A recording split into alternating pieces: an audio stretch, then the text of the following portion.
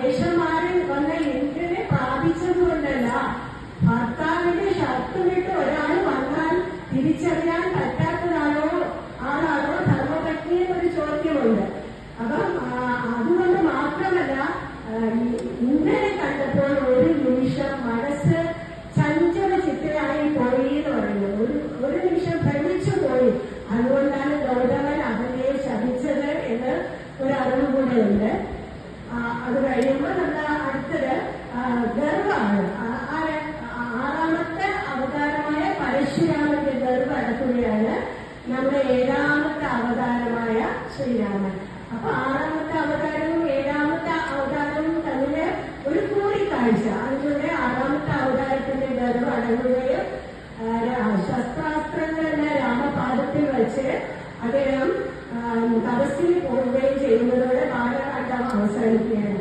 അത് അയോധ്യാകാണ്ഡത്തിലേക്ക് കടക്കുമ്പോൾ നമ്മൾ ഏറ്റവും ചിന്തിക്കേണ്ട ഒരു വിഷയം എന്ന് പറഞ്ഞാൽ 100 പ്രാവശ്യം ആലോചിക്കണം ഒരു വാക്ക് നമ്മൾ പറയുമ്പോൾ, അല്ലെ? അല്ലെങ്കിൽ ഒരു വരം നമ്മൾ കൊടുക്കുമ്പോൾ, ഒരു തീരുമാനം എടുക്കുമ്പോൾ ദശരഥ മഹാരാജാവിനെ ഉദാഹരിച്ചുകൊണ്ട് നമുക്ക് പറയാൻ സാധിക്കും 100 പ്രാവശ്യം ആലോചിച്ചതിന് ശേഷം മാത്രമേ നിർണായകമായ, വെറും തീരുമാനമല്ല, നിർണായകമായ ഒരു തീരുമാനം എടുക്കാൻ കഴിയൂ. അങ്ങനെ തന്നെയാണ് എടുക്കേണ്ടത് എന്നൊരു അറിവ് കൂടെ ഈ വർഷം നമുക്ക് തരുന്നുണ്ട്.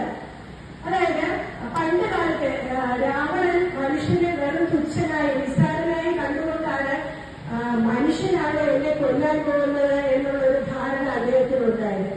എന്നാൽ അന്ന് ആ കാലഘട്ടത്തില് ദശരഥ മഹാരാജാവിന് ആരുടെ ദേവലോകത്ത് ദേവന്മാരും അസുരന്മാരും കൂടെ യുദ്ധമുണ്ടായപ്പോൾ ദേവലോകത്ത്, അതായത് അസുരന്മാർക്കെതിരെ യുദ്ധം ചെയ്ത് ദശരഥൻ വിജയം നേടിയിരുന്നു. മനുഷ്യൻ അത്ര നിസ്സാരമല്ലാതെ കാണിക്കാൻ വേണ്ടിയിട്ടാണ് ഞാൻ ഒരു ഉദാഹരണം പറഞ്ഞത്. ഇപ്പൊ രാമന് പറ്റിയ ഒരു അബദ്ധം എന്ന് പറയുന്നത്, രാവണന് പറ്റിയ ഒരു അബദ്ധം എന്ന് പറയുന്നത് അദ്ദേഹം മനുഷ്യനെ നിസ്സാരനായി കണ്ടുകൊണ്ടാണ്. പക്ഷെ മനുഷ്യൻ ദേവലോകത്തെ ദേവന്മാർക്ക് പോലെ സഹായിയായി യുദ്ധം ജയിക്കാനുള്ള പ്രാപ്തിയാണ്. നമ്മുടെ പൂർവികരാണ് അത്. അപ്പൊ നമുക്കും അഭിമാനിക്കാവുന്ന ഒരു കാര്യം തന്നെയാണത്. ദശരഥ മഹാരാജാവ് നിർണായകമായ ഒരു തീരുമാനമെടുത്തത് ഭരതനും ശത്രുഘ്നനും ഇല്ലാതിരുന്ന അവസരത്തിലാണ് രാജ്യാഭിഷേകം രാമന് ചെയ്യാമെന്ന് തീരുമാനിച്ചത്. അത് തെറ്റാണെന്നാണ് പറയുന്നത്. കാരണം കേരളീയ രാജ്യത്ത് പോയി വരുവാൻ 7 ദിവസം എടുക്കും അന്ന് കോസല രാജ്യത്ത് നിന്നും. അപ്പൊ ആ നിർണായക തീരുമാനം എടുക്കുമ്പോൾ നമ്മുടെ ഭരതൻ അവിടെ ഉണ്ടായിരുന്നുവെങ്കിൽ ഒരിക്കലും ഭരതൻ അവരെ അനുവദിക്കില്ലായിരുന്നു. അതൊരു കാര്യം. രണ്ടാമത്തെ കാര്യം, നമ്മുടെ കൈകേയിക്ക് വരം കൊടുത്തത്. നമ്മുടെ എഴുത്തച്ഛൻ അതിൽ അവതരിപ്പിച്ചിരിക്കുന്നത് രഥചക്രം ഇളകിപ്പോയപ്പോൾ കൈകേയി കൈവച്ചു യുദ്ധത്തിന് സഹായിച്ചു എന്നാണ്.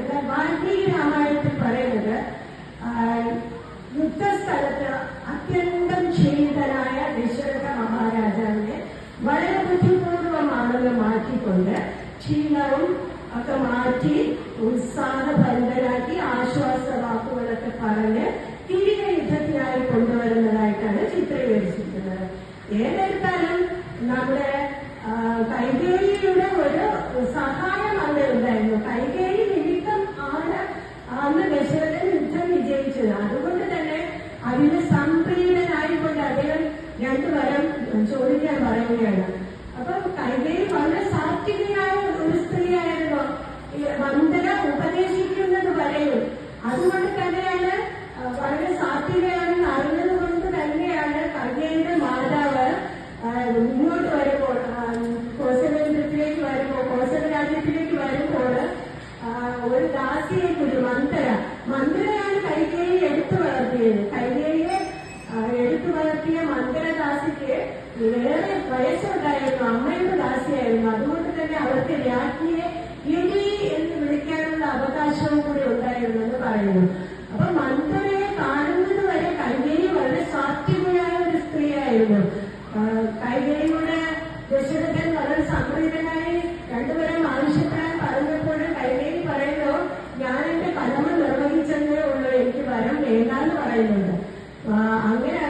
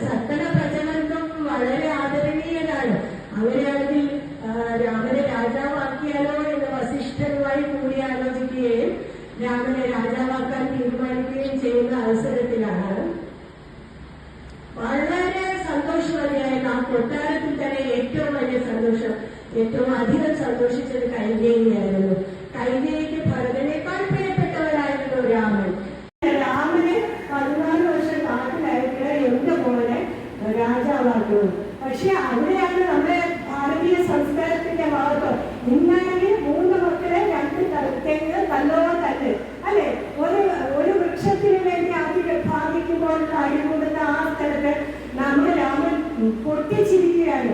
ഈ നിസ്സാര കാര്യത്തിന് വേണ്ടിയിട്ടാണോ അച്ഛൻ ഇങ്ങനെ ദുഃഖിച്ചിരിക്കുന്നത്? ഞാനിതാ ഇപ്പൊ തന്നെ പുറപ്പെടുന്നു നാട്ടിലേക്ക് എന്നാണ് രാമൻ പറഞ്ഞത്. അപ്പൊ ഇത് കേട്ടിട്ട് ലക്ഷ്മണനെ അത്ര സഹിച്ചില്ല. ലക്ഷ്മൺ ജ്യേഷ്ഠൻ നാട്ടിലേക്ക് പുറപ്പെടുകയാണോ, ഞാൻ വരുന്നുണ്ടെന്നൊക്കെ പറഞ്ഞിട്ട് ലക്ഷ്മണൻ അച്ഛനെ കാണാൻ ഒരു പുറത്ത് പോയി.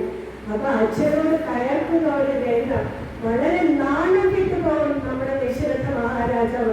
ഇത്രയും വലിയൊരു സംസ്കാരത്തിൽ ജീവിച്ച ഒരു മനുഷ്യൻ ഇത്രയും അധപ്പതിക്കരുത് എന്ന് കാണിക്കാൻ കൂടിയാണ് ലക്ഷ്മണനെ കൊണ്ട് ആ വാക്ക് നമ്മുടെ വാൽമീകി പറയുന്നത്. എന്താണ് പറഞ്ഞത്?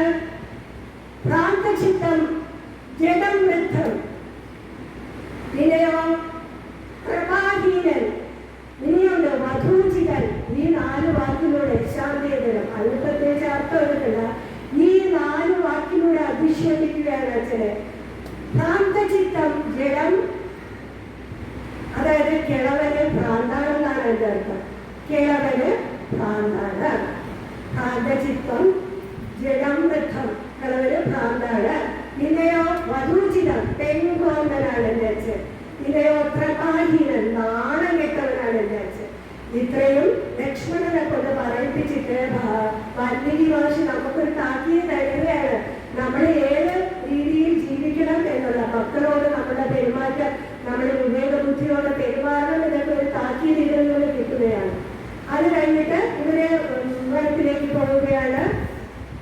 അതൊക്കെ കഴിഞ്ഞു ദശരഥൻ മരിക്കുന്നു. ദശരഥൻ മരിച്ചപ്പോൾ ഭരതനും ശത്രുഘ്നനും കേകയ രാജ്യത്തിൽ നിന്ന് തിരിച്ചു വരുന്നു.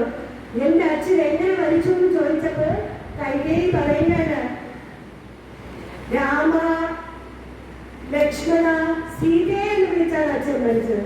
അപ്പോഴാണ് ഭരതൻ അറിയുന്നത് ആ സമയത്ത് ഇവരൊക്കെ എവിടെയായിരുന്നു. അപ്പൊ പറഞ്ഞു, എന്നെ ഞാൻ രാജാവാക്കാൻ വേണ്ടി, എന്റെ ഭരതനെ രാജാവാക്കാൻ വേണ്ടി അച്ഛനോട് വരം ചോദിച്ചു. അങ്ങനെ എന്നിട്ട് രാമനെ കാട്ടിലേക്ക് വീണ്ടും വിളിവന്നു ദുഷ്ടേ നിശാചരീന്ന്.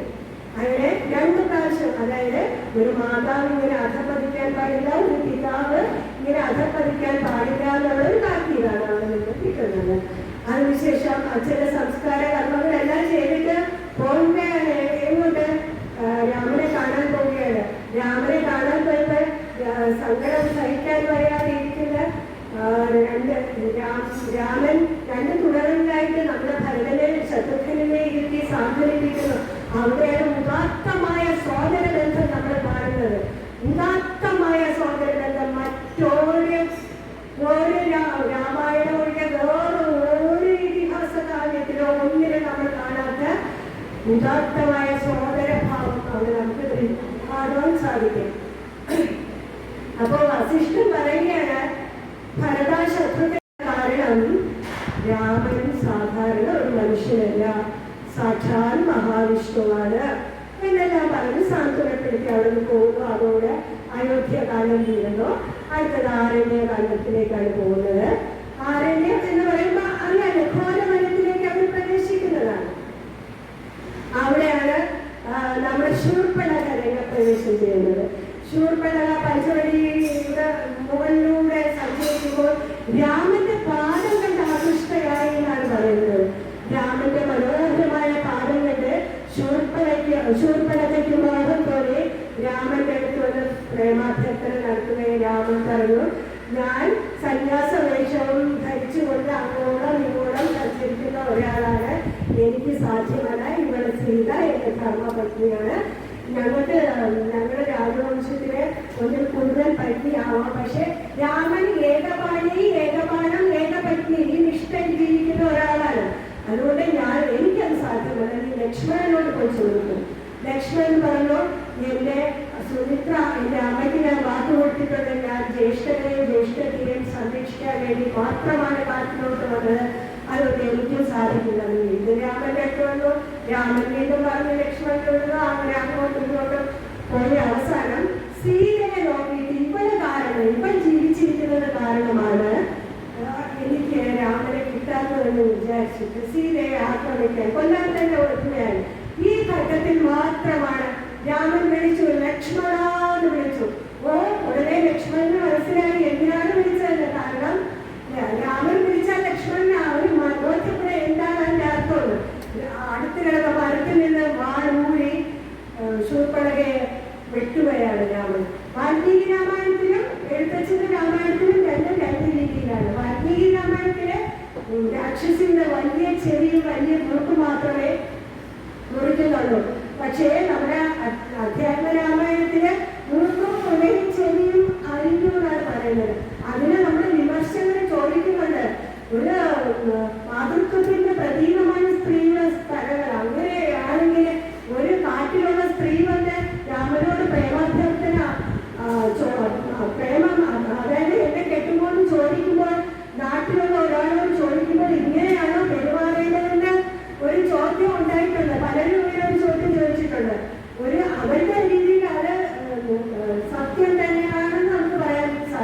പക്ഷെ ഏതവസരത്തിലാണ് ലക്ഷ്മണൻ അത് ചെയ്തത്? സീതയെ കൊല്ലാൻ തുടങ്ങിയപ്പോൾ മാത്രമാണ്. അതുകൊണ്ട് അവിടെ ധർമ്മഭ്രംശം ഒട്ടും തന്നെ വന്നിട്ടില്ല. രാമായണത്തിലെ പലരും വിമർശിക്കുന്നുണ്ടെങ്കിലും ധർമ്മഭ്രംശത്തിന് നമുക്ക് പരിഹാരമായിട്ട് പറയാൻ അനേകം വസ്തുതകളുണ്ട്. അത് നമുക്ക് നിരത്തി സാക്ഷ്യപ്പെടുത്താൻ സാധിക്കും. അവിടെ ഉടനെ തന്നെ കടലിൽ വിളിച്ചാലാറിക്കൊണ്ട് നമ്മുടെ ശൂർപ്പണഖ രാവണ സന്നിധിയിലേക്ക്, രാവണന്റെ അടുത്തല്ല, ആദ്യമായി കലന്റെ അടുത്താണ്. കലന്, ദൂഷണൻ, തൃശ്ശിരാക്കൾ, ഈ 3 പേരെയും പറഞ്ഞു വിട്ടു.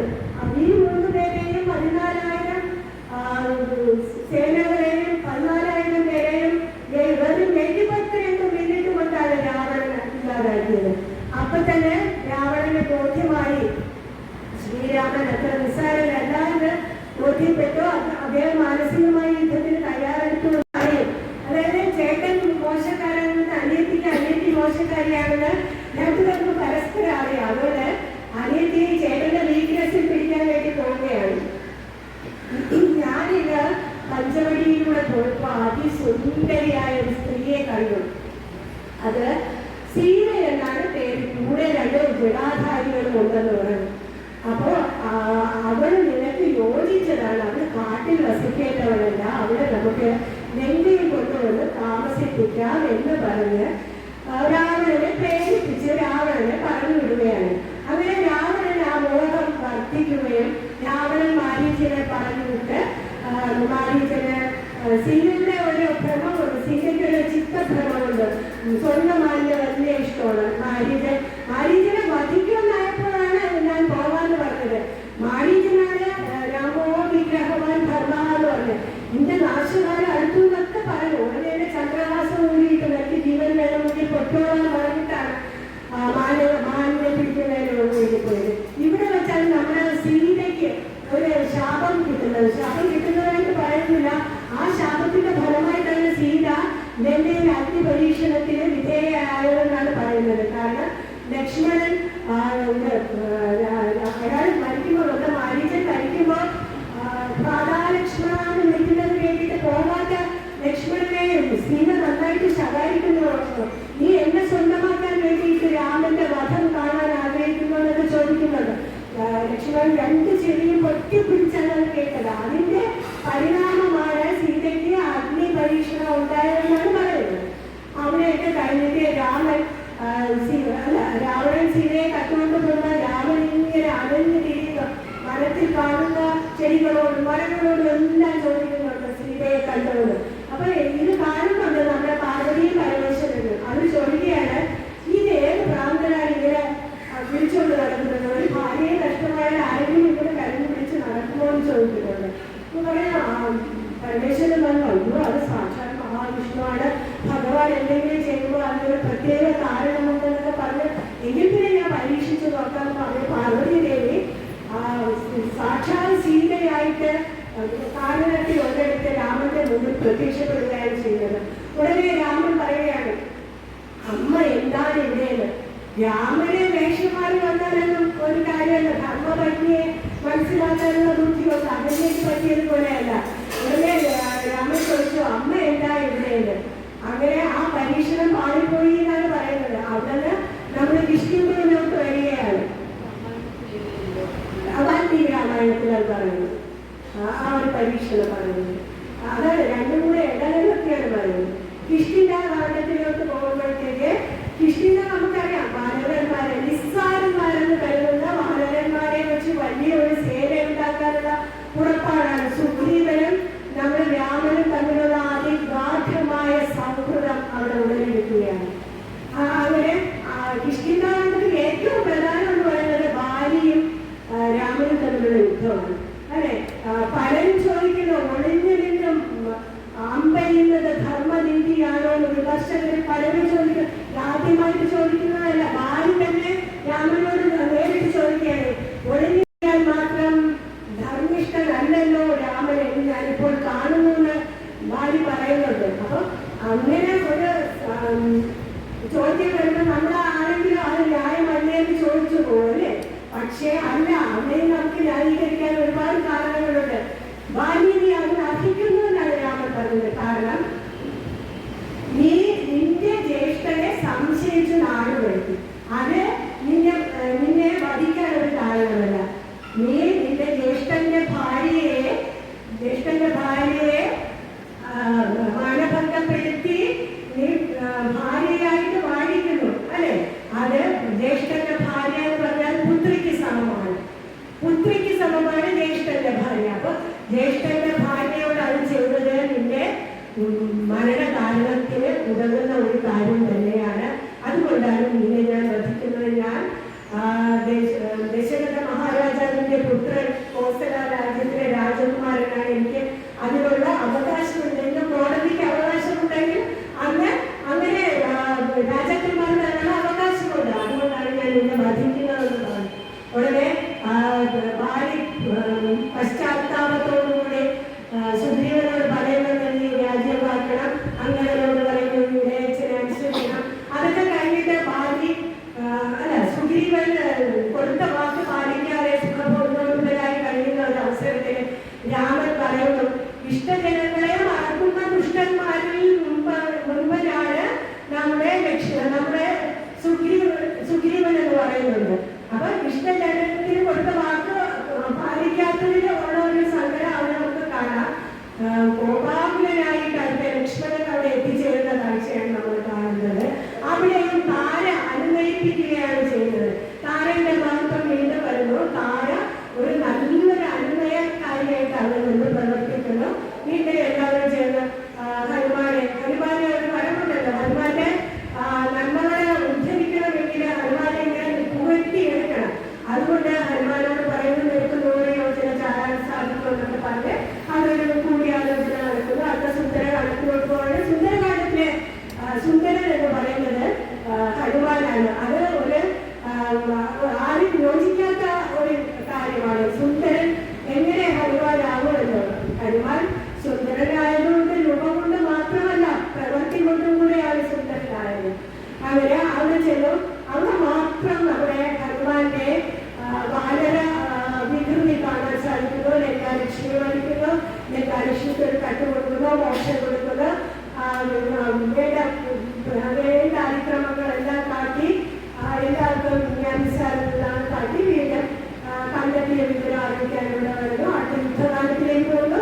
യുദ്ധകാലത്തിൽ നമ്മൾ കാണുന്നത് നിസ്സാരന്മാരായ രാമൻ എന്ന് പറയുന്ന വലിയൊരു സംരംഭം, ഒരു കൂട്ടി സമന്വയിപ്പിക്കാൻ കഴിയുന്ന ഒരു വലിയ ഒരു നേതാവിനെ നമുക്ക് അവിടെ ദർശിക്കാൻ സാധിക്കും. കാരണം ഇന്നുള്ള നേതാക്കന്മാർക്ക് ഇല്ലാത്തവർ നിസ്സാരന്മാരായവരിൽ നിന്ന് വലിയൊരു സേന ഉണ്ടാക്കുകയാണ് അദ്ദേഹം അവിടെ ചെയ്യുന്നത്, രാമൻ അവിടെ ചെയ്യുന്നത്. അതൊക്കെ കഴിഞ്ഞു ജീവിച്ച ഒരു സീത പതിവ്രതയാണെന്ന് തെളിയിക്കേണ്ടത് അത്യാവശ്യമാണ്. അതുകൊണ്ട് സീത തന്നെ പറയുന്നുണ്ട്, ഞാൻ പതിവ്രതയെന്ന് ബോധ്യപ്പെടുത്താൻ ഞാൻ എന്റെ ശരീരം എന്ത് വെള്ളിയായി പോകട്ടെ, ഞാൻ അഗ്നിയിൽ പ്രവേശിക്കാന്ന് പറഞ്ഞ് അഗ്നിശുദ്ധി വരുത്തി. രാമൻ പറയുന്നു, സീത എനിക്ക് നിന്നെ അറിയാം, പക്ഷെ ഞാനൊരു വ്യക്തി മാത്രമല്ല, ഞാനൊരു രാജാവ് കൂടിയാണ്. അന്നത്തെ രാജാവ് തന്റെ കുടുംബത്തിലുള്ളവർക്കും ഒരു തെറ്റ് വരരുതെന്ന് ആഗ്രഹിക്കുന്നവരാണ്. കാരണം അലക്കുകാരന്റെ പത്നിക്ക് എന്തെങ്കിലും വന്നാൽ തിരിച്ച് രാജാവിന് അത് ചോദിക്കാൻ പറ്റില്ല, അങ്ങനെ ഒരു വിചാരണ നടത്താൻ സാധിക്കില്ല.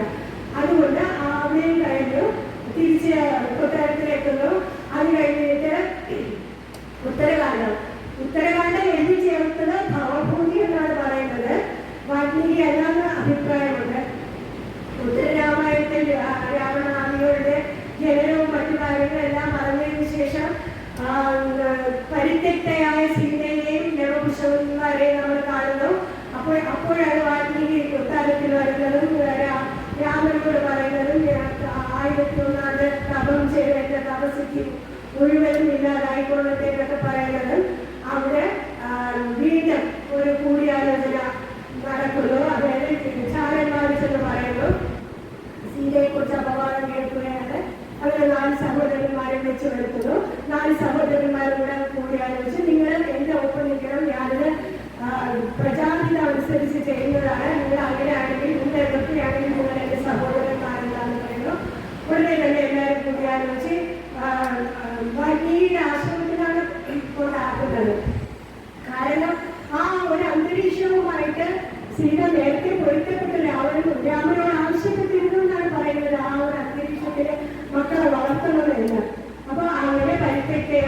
രണ്ടുപേരുടെ ഏഴാമത്തെ അവതാരമായ ശ്രീരാമന്റെ അവതാരോദ്ദേശം അവിടെ പൂർണ്ണമാവുകയാണ്. രാമൻ സാക്ഷാൽ മഹാവിഷ്ണു നാഥനാണ്. അങ്ങനെ സരയൂ നദിയിലേക്ക് ഇറങ്ങിപ്പോകുന്ന രാമനെയാണ് നമ്മൾ കാണുന്നത്. സരയൂ നദിയിലേക്ക് ഇറങ്ങിപ്പോകുന്ന രാമനെ കണ്ടിട്ട് പലരും അഭിഷേകിക്കുന്നുണ്ട്. രാമൻ കരഞ്ഞു ചാലിച്ചെത്തുന്നു. അല്ല, രാമന്റെ കർമ്മങ്ങളെല്ലാം പൂർത്തീകരിച്ചിട്ട് പാലായിലേക്ക് മടങ്ങിയതാണ്. അത് കഴിഞ്ഞ് സീത ചന്ദ്രന് ജനിച്ചവളാണ്. സീത വീണ്ടും ഭൂമിയിലേക്ക് തന്നെയാണ് സീതയിൽ പോകുന്നത്.